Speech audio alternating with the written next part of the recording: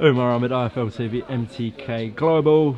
Your man's a two-weight world champion. Give me a reaction, Ben. Got to be careful what I say because I feel like Tyson's just watching over my shoulder.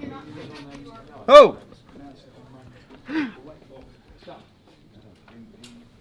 What was that? I wasn't sure what was going on there. What was the question? Your reaction to your man becoming a two-weight world champion? Yeah, very good. Listen, for you know, as a trainer put to one side, and as a friend, you know, I'm very, very pleased with Billy Joe. These are the sort of things that he should be achieving to live up to what his talent deserves, and it was a good performance. And like I just said there in the press conference, Billy Joe was hurting a lot of sparring partners. He was very, very strong going into that fight, felt very strong, and even in sparring at times, he was just holding his feet a little bit too long. And funny enough, the fifth going into the sixth, I said to him exactly that. I said to him, you're planting your feet a little bit too much and you're looking for that spectacular stoppage. And obviously, you know, he didn't listen, got caught with a shot and learned from it. It's one of them. He was a very, very strong man. But overall, I feel it was a good performance, bearing in mind that we only had 9 weeks to prepare for that after he's had all that inactivity. You know, when someone's had such inactivity, you'd like a bit of a longer training camp, but it was what it was, and I feel like we've done a good job. Not only inactivity, but he had his own troubles as well, to be fair. He didn't have a great time, the whole Andrade thing, and obviously he did some silly things on Instagram, etc. Yeah. But yeah, how was it sort of getting him into that good place and that good frame of mind? Like you did with Tyson, really? Yeah, good. Listen, it's all good. We all, like I say, it's not just me. There's a full team of people that help get the fighter there on fight night, and you know, we've got a fantastic team. And I'm pleased for Billy Joe. I'm pleased for the team. Have you got any preference what he does next in terms of opponent? I would love the Canelo Golovkin fight for him. One of them two. I think that they're long overdue. I feel like it's for me. But listen, I'm not the fighter. But for me, I just feel like there's just something that is there that hasn't been ironed out along the road. You know, because those fights are supposed to have happened for a long time now. Well, Golovkin, apparently 2 contracts were sent. Billy signed from his side, so.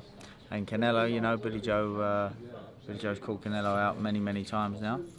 Obviously, Golovkin was actually the fight that Billy Joe wanted at first, but now Canelo's beat Golovkin, and I think that's the fight. And Canelo's a world champion at super middleweight.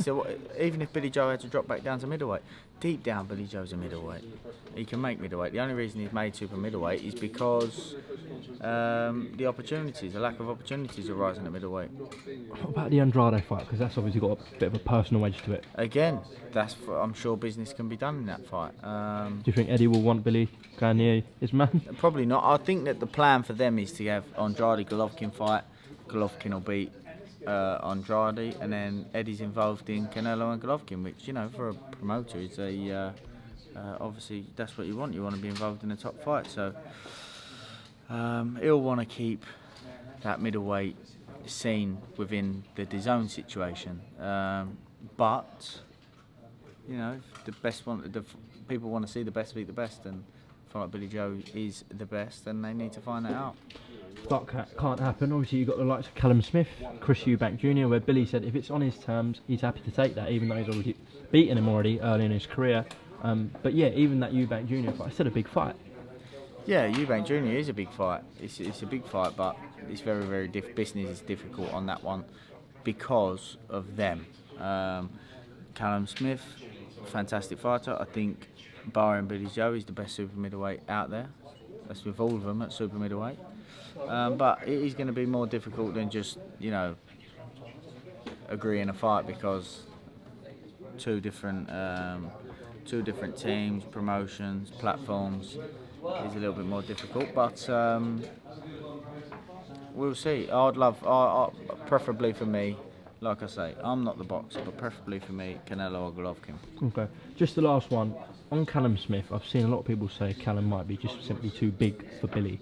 What do you kind of say as a response as his trainer? Listen, stylistically, God's honest truth, stylistically, the pair of them are nightmares for each other. Not nightmares, but you know, it's a tough stylistic Match up for tough both. fight stylistically for both of them, because, like I say, Callum's massive at the weight. He's massive at the weight, but Billy Joe's super slick and very, very tricky. Awkward southpaw. He'll make you miss and make you pay. So, and he's got more pop than what people think. As you see, he was hurting the Sufi there, but it's not his game to then start to force a stoppage, you know, or force a knockout. If it comes, it comes. But he definitely hit hard enough to demand your respect. And mixed with the skills that he's got, it's a difficult fight for absolutely anybody in the world. All right, Ben Davison, thank you very much for your time. When you flying with him? Ian, when we go, mate? Don't give me that look. No, we're off tomorrow. All right, safe travels, and I'm sure we'll catch up soon. Thank Cheers, you. Ben. Cheers, mate.